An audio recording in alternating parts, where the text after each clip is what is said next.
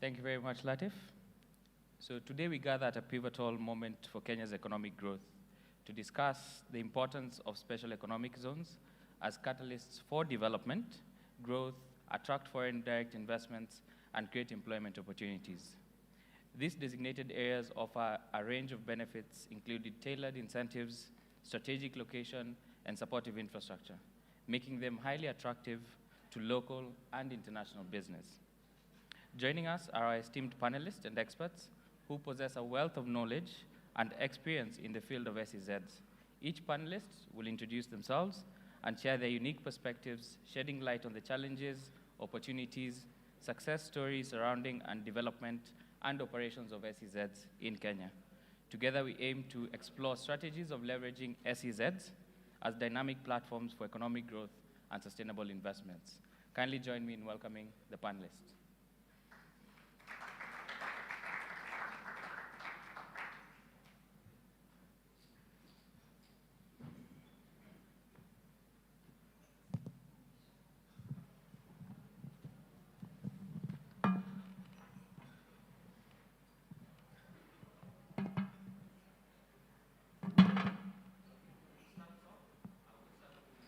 From my far left, Preston.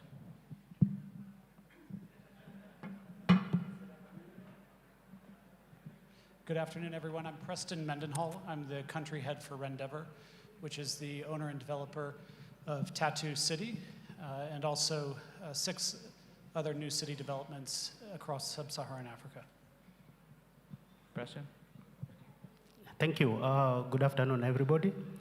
I'm Francis Gitao with Special Economic Zones Authority, and I'm delighted to be part of this meeting. Special Economic Zone is a statutory authority established under the Special Economic Zone Act of 2015, and it's mandated to implement government policies in relation to SEZ program. Thank you. Okay, thank you. Good afternoon, everyone. My name is Agatha Kakui. I'm the manager in charge of investor facilitation and the one-stop shop services at Konza Technopolis Development Authority. Konza Technopolis Development Authority is the implementing agency of Konza Technopolis. We call it Konza City. That is how we are popularly known, and it's a flagship project of the Kenya's Vision 2030. Now, in Konza, we are developing a smart city and an innovation ecosystem that is contributing to Kenya's knowledge economy. And we have investment opportunities that are broad. We have a master plan, 5,000 acres of land. We are located 60 kilometers from Nairobi, CBD. That is along the A8 road. Engineers call it Mombasa Road. And so we have investment opportunities ranging from residential, commercial developments, mixed use, academia. That is where we have the Kenya Open University that the president spoke about recently that is going to be launched. Thank you. Good afternoon. John Mwendwa. I am with the Ministry of Investments and Industry, the ministry responsible for special economic zones in the country. I advise on investments. Thank you. Thank you very much, panelists. So I think to start us off and just looking at the importance of this summit and us with a focus on Africa, it'll be good to hear from Francis on what's the difference in terms of policies, in terms of what Kenya is trying to implement and compare to other African countries, and what lessons could we learn from those countries, even as we look forward towards setting up our SEZs for economic development. Francis. Thank you, John. Kenya, just like most African countries, conceptualized and adopted the SEZ program in late 2000. And as the country was conceptualizing the SEZ, it was during the time when we were developing the Kenya Vision 2030. And the SEZ program then was identified as a key flagship project that will move this country into a middle-income industrializing country.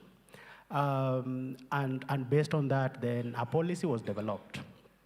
And this policy first started by pointing out the bottlenecks that investors were facing when they were trying to domicile their investments here. And out of those challenges, then an incentive framework was developed that was pushed to become an SEZ bill that became enacted into law.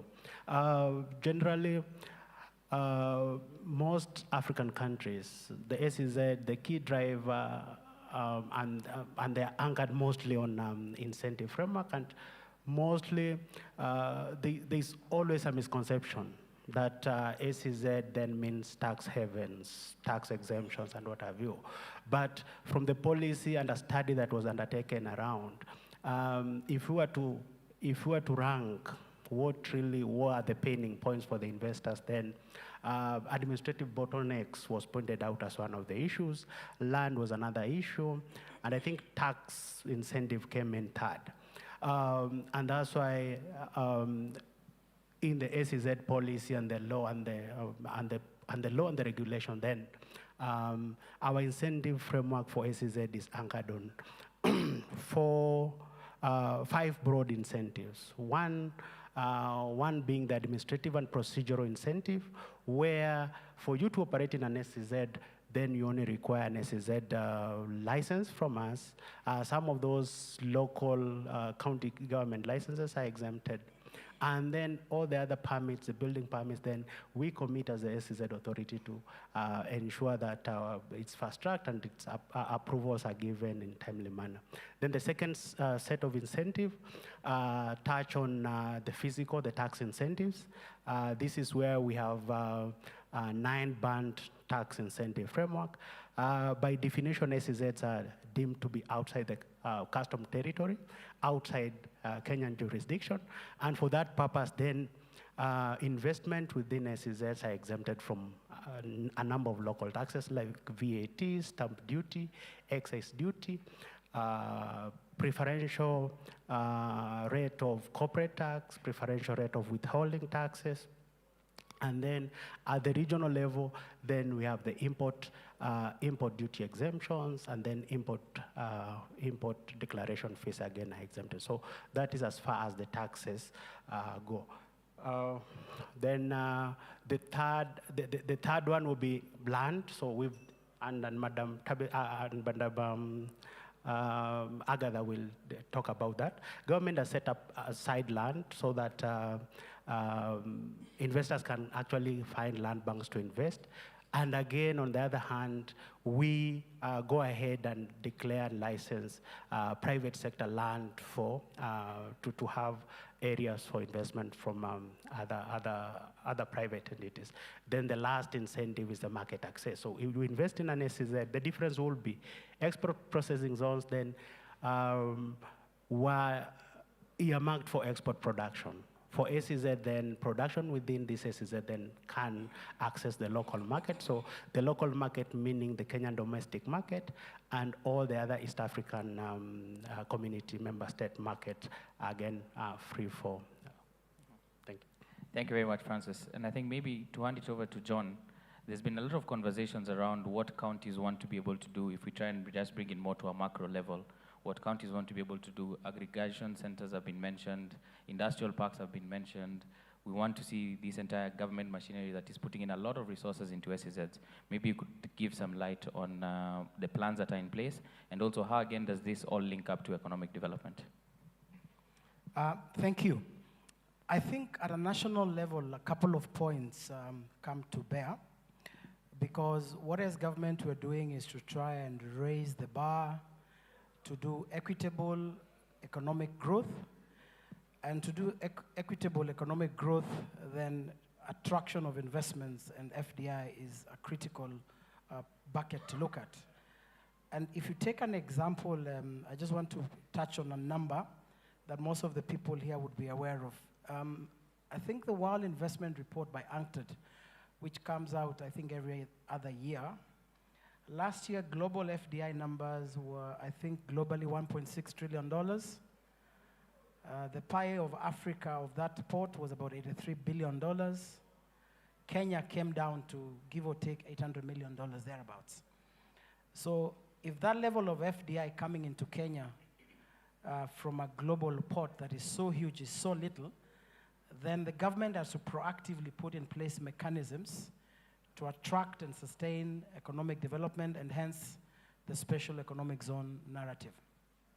But more to your point, whilst at the national level there has been push to try and do public special economic zones in a couple of places, there has been targeted push to license private special economic zones. And I know Preston is here for one of the largest private zones in the country, if not the first operational one. My colleague on my left on a public zone at Konza. I think that drive is just meant to ensure we create an enabling environment to attract investors. But we have realized that the unique scenario that we have as a country, especially in our counties, consolidates industrial development and growth around major cities, such that those that are far-flung then stand little or no chance to grow and be able to catch up. So the program the government of Kenya has rolled out, the County Aggregation Industrial Parks, is an enabler to ensure that production at county levels based on various comparative advantages happen. Then they consolidate and see where they can do a bit of warehousing, and then value addition, market access, both locally and internationally.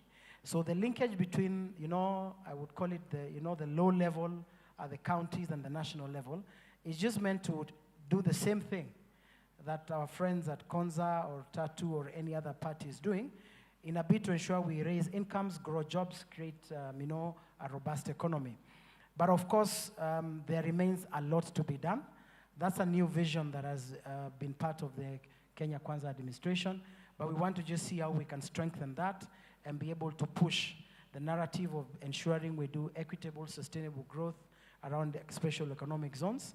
And that's the only way we can ramp up our numbers and see FDI grow 3-4-fold to what it should be and to have the right impact. Thank you. Thank you very much, John. Preston, listening into the government agencies and what steps they're doing, do you believe that this is the right environment for SEZs to be able to grow, and are we going in the right direction? And or is there more that you'd require from government being part and parcel of one of the leading SEZs in the country? Thanks, John. And John, I'd like to say that, yes, the government has provided that enabling environment. We are a fully operational special economic zone. We have 78 companies now in Tatu City that are either operational or at different stages of development. 4,000 children attending schools at Tatu City, at Nova Pioneer and Crawford International. We have more than 1,000 apartments that have been delivered and several thousand more that are currently under construction. A lot of this, especially the 78 companies, they come to Tatu City. We provide all the infrastructure and services, so it's an easy environment. But then on top of that, the government has provided the Special Economic Zone legislation and act. Now, it's still young in Kenya's history in terms of special economic zones, but it's very clear that they are achieving their goal of catalyzing rapid economic development. We frequently look globally for examples about how special economic zones have worked, especially in emerging markets where you can create, in a country in transition, a safe harbor where both domestic and foreign investment can go. All the rules are very clear and transparent.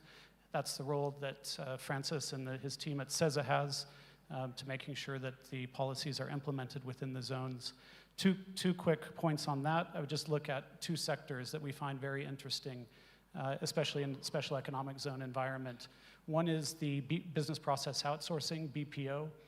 Some of you may have read that CCI Global, which is a company that is really leading the shift of call center jobs from Asia to Africa. They're very large in South Africa, and they've entered Kenya. And at the end of the year, I see in the front row, Gateway and Grit, developing the largest call center in East Africa at Tatu City, 5,000 seats. It will be ready at the end of the year. The second, it's a big job creator, rapid job creator that is happening in special economic zones. And then the second industry is garments, where you can also create a lot of jobs in a short period of time. If you look at the policies in Bangladesh, the sector there is responsible for 80% of exports. The garment sector in Bangladesh is larger than all of Africa's combined, and that largely took place in special economic zones. Thank you.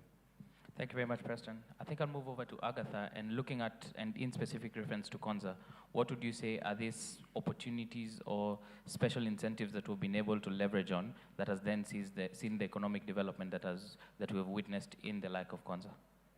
Okay, so thank you very much. The SES Act of 2015, if you take a deep dive, there are incentives that have been given to special economic zones that are standard. That is the tax exemptions that are fiscal and non-fiscal. We have the duty exemptions. We have the services that are making business easy, ease of doing business, among others. And so also in Konza, we have done additional incentives where we look at how then we get discounts for land. Remember, land is the first factor of production. And so for even every single special economic zone and every other free zone, there's an aspect of land. That is the first thing. And so there has been discounts that are deliberate to attract investors as the first incentive and off-takers to the zones. Thank you. There's a lot of conversation around, again, what the government wants to do. We want to be able to place our SEZs in for man, to be able to support economic development. But then what are the metrics that you can actually use to be able to evaluate this, specifically to a Kenyan context? Thank you. I think for public sector, when you look at it, the goal is always one, is economic growth, jobs, and all the sound bites you want. But I think deliberately what the government is looking as a measure of success is, can we use special economic zones as really the key driver to industrialization, manufacturing, so that we can be able to attract and retain good investments that yield valid, well-paying jobs, for example. And I like the example Preston has given, for example, of CCI Global, a global call center firm that is setting up here, 5,000 jobs. But if you really want to imagine of the challenge we have as government is, if we have on an annual basis close to 1 million graduates entering the job market, half of those have nowhere to go. What better tool could you have than that which is a catalyst to investment and job creation than special economic zones? So for government is more of job creation, where there is production, and you can do a lot of production here and import substitute by growing your exports. In Kenya today, for example, we have a target to, do an export-led growth. We want to, grow our FDI numbers by nearly 1,000%. It just shows you what this is. And if I was just to put a number, if you're to look between August last year and yesterday, the number of times special economic zones have cropped up on the president's speech or the ministers, it's more than the dull faces I'm seeing in this room. I'm just trying to check whether you're awake. I didn't call you dull. That's a banter. So it just shows it's the deliberate. One, we understand the instrument to drive FDI, but the impact cannot be gainsaid. And of course, as I close, it's never an easy walk to make special economic zones happen, to give the enabling environment beyond the soft things that government gives, like what my colleague mentioned on ease of doing business. The hard infrastructure are very expensive, and we know that sort of risk-reward matrix is not best offered by public sector. That's why we encourage private-led special economic zones. And where we think private zones cannot come for one reason or another, then government can take a leading role, and then they can recede eventually. So I know I've said a lot of things, but for government, it's beyond, it's everything under the sun, as long as it makes sense. But the economic drivers and indicators are the right ones, and we think we have our eyes on the ball. Success, of course, is how we measure it a couple of years down the line. And I think in this administration, things are looking up. Thank you. Thank you very much, John. Maybe I'll turn it over to Francis, even as we go now to our call to action around SEZs. Maybe, Francis, you could lead us on what are the challenges that you've faced as CESA, and perhaps what's your vision going forward as CESA? Thank you. Thank you, John, again. Yes, as Preston has pointed out, we are still a young institution, and even the program is barely, in operation-wise, barely 5 years. We have had a number of challenges, both domestic challenges, and in a way, our program is linked to regional engagement. We all agree we are in an East African community where our customs union, we are in a customs union kind of a setup where agreements on what will be the treatment of goods and services from an SEZ to domestic market is not a national issue, but a regional issue. And we all agree. They say a herd of buffaloes can run as fast as the slowest buffalo. So in EAC, then, with every effort that we put here, then we need to see what is Burundi saying. We have new kids on the block, the DRC Congos and the Southern Sudan. We must be in agreement that whatever treatment that will be done on an SEZ here is the same treatment you expect to be done in Southern Sudan. So that aside, then, those engagements and negotiations take a bit of time. So we've had our players in SEZ, our stakeholders, our licensed entities having to bear with us. That notwithstanding, then, we have come up with the localized mechanisms. We have guidelines from customs that allows investors to be onboarded as we wait for the other regional issues. Again, there's always been a general fear as a country. We've moved from EPZs now to SEZs. EPZ used to be concrete, delimited areas. We're moving into more integrated, liberal, integrated industrial investment parks. In fact, now we're calling them integrated investment parks that basically both allows for custom control areas and non-custom control areas, whereby any investment can collocate within an SEZ. So you want to be in a custom control area, then you've a place, and you want to be a normal entity just enjoying the incentive of being located in a place where infrastructure is provided, in a place where there is much more than just tax incentives from the government. So again, that is something we're doing. And then thirdly, the issues of, again, it's a learning experience. So as we operationalize, then there are those challenges of what would be the tax implication on this, because this, again, a fear. We are saying SEZ is a delineated area in a way, and you're getting incentives. There are other investors who are not getting any kind of incentive. So what is the narrative around that? So we're trying to strike a balance that we be able to attract investors, facilitate this investor, provide them aftercare without really causing a distortion to the market as it is. So that is the balance we're trying to strike us on this Z program in the country. Thank you. Thank you very much, Francis. Agatha, maybe you can just walk us through, paint a picture for us on what's going on in Konza. How have you been able to attract these foreign investments that we're talking about? And then likewise, what's that incentive that when you look at Konza, you're then considering it as the place to be? Okay, thank you very much, Mulatia, for that opportunity. Let me say that Konza is investor-ready destination. As I indicated earlier, we are on a master plan. We have 5,000 acres of land that have been master planned. Konza is a government SEZ. We have 24 special economic zones in the country, and 20 are private. That is where our big brother Tatu is. And so Konza holds the developer, and the enterprise, and the operator licenses. We are a smart city.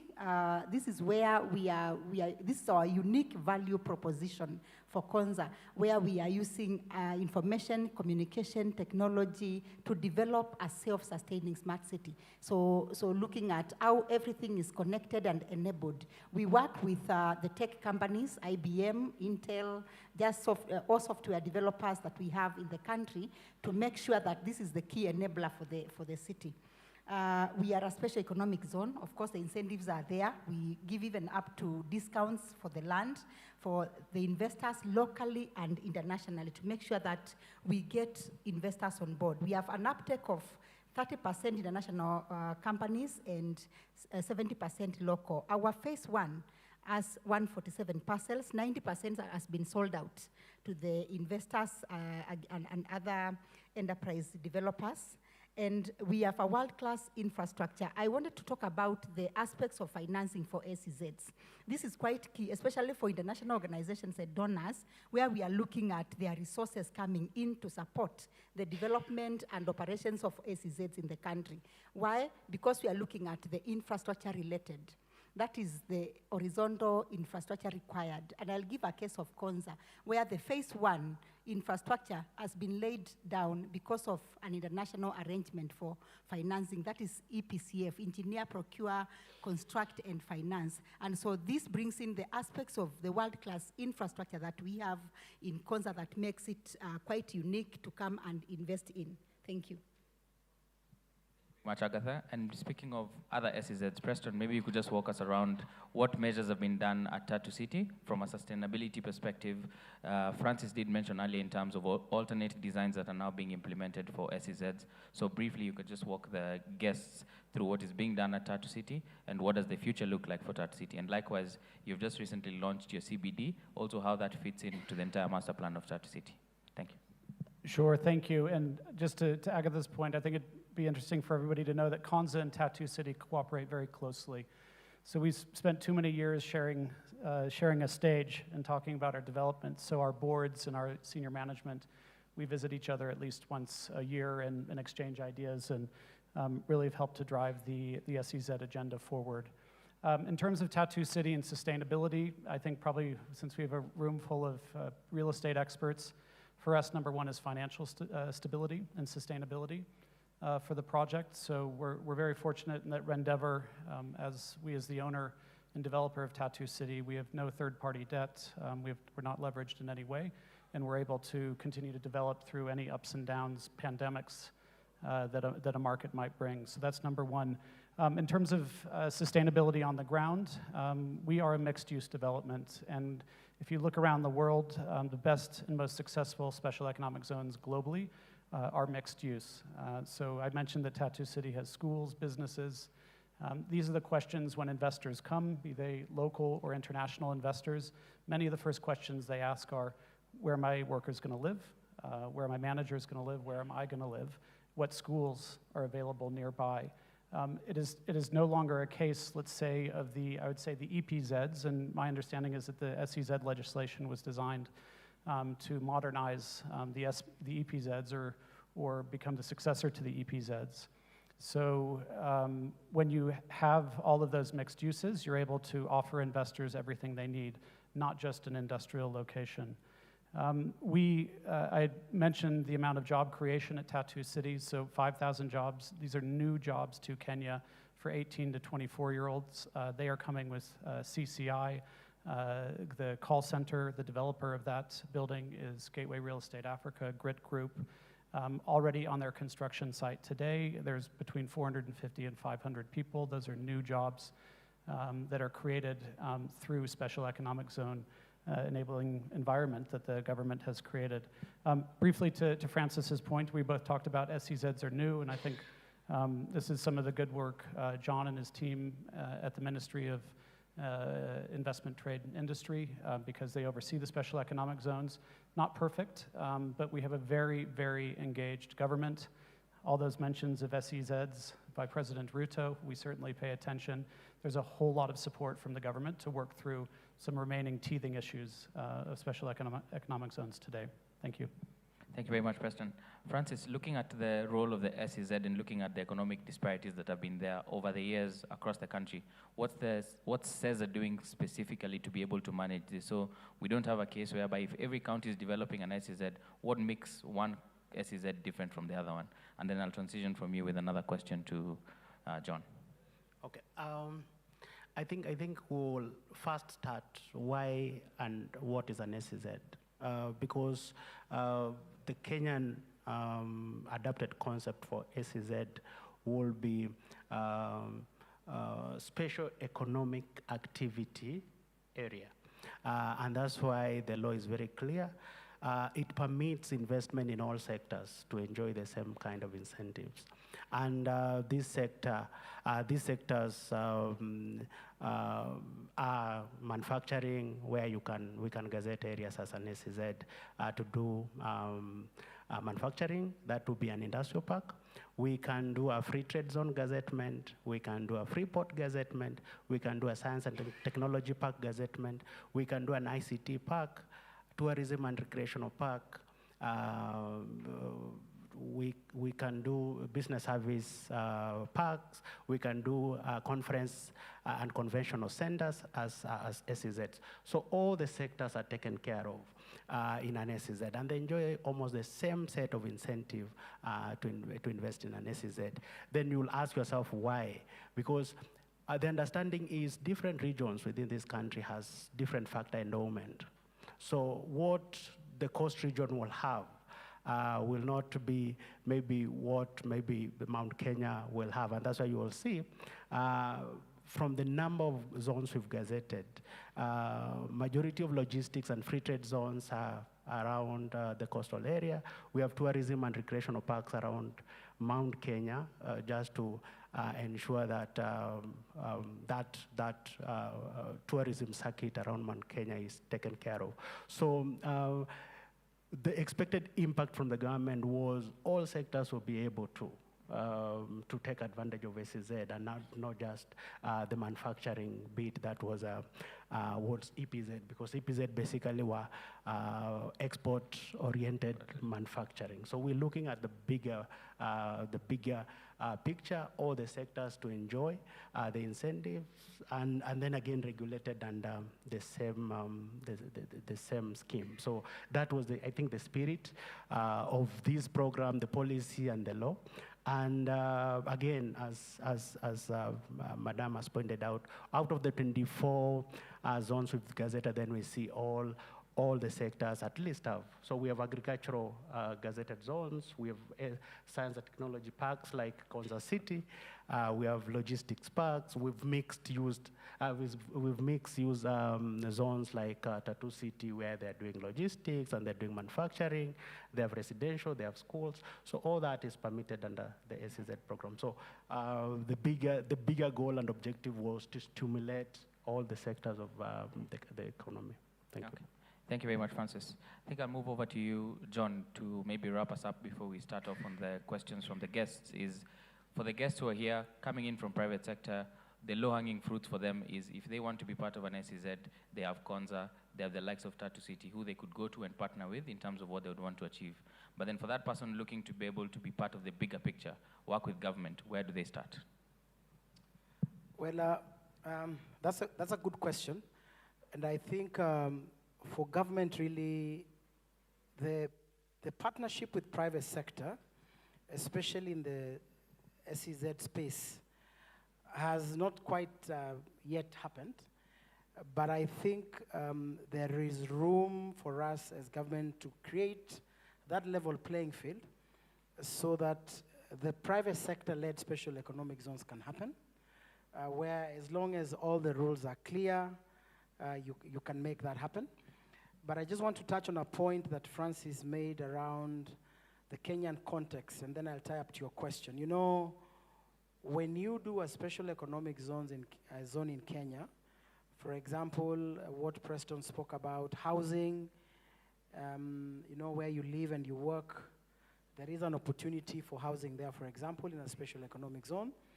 But also, when you look at the market is beyond Kenya to the, you know, the EAC region, for example, to the 26, 27 countries in COMESA, to the soon-to-be, in effect, Africa Continental Free Trade Area, to a duty-free access market to the US and AGOA, to EU as well.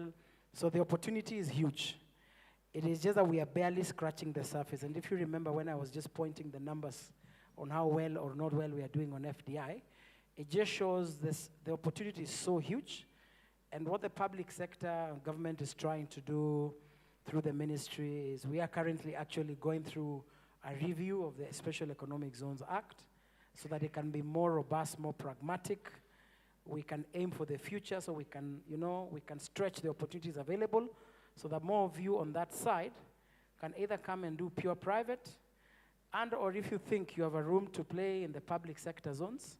I know from where I sit, I have to market both private sector, which is possibly where the buyer should always be, because where private sector does well, we let them do well. Where it has not taken off, like in our Mombasa Special Economic Zone in Dongokundu, or a few others like Naivasha, then there is room to work with the private sector to see how we can make it happen. But either way, whatever happens, private or public, Kenya wins. The objectives I put forth in my first argument come to play, and we want to see how we can ensure we work together with private sector so that public and private sector can work together. Thank you.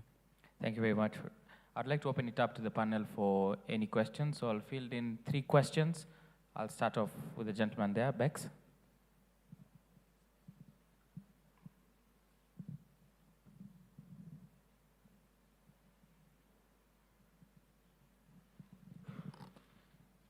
Thank you very much. My name is Fahim Bekele from DLR Architects. My question was around some of the current events that have been happening in the region. So Sudan, Ethiopia, there's some political, DRC. Do you guys see that as beneficial for the SEZ, making Kenya as the more stable? What do you think about the Maandamano situation? How do these political situations affect the SEZ plan? And part 2 would be taxation. There's a lot of changes to taxation with the new government. Are we seeing any changes to what is already in place, maybe coming up to affect the SEZ tax benefits?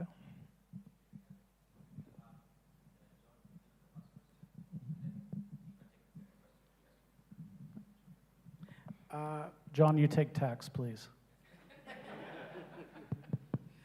Can you guys hear me? Okay, yeah, so your first question, I think it's, you partially answered it. We're in a unique continent. Circumstances are different across many of our neighbors for obvious reasons. It helps that Kenya is a stable democracy, the beacon around this area.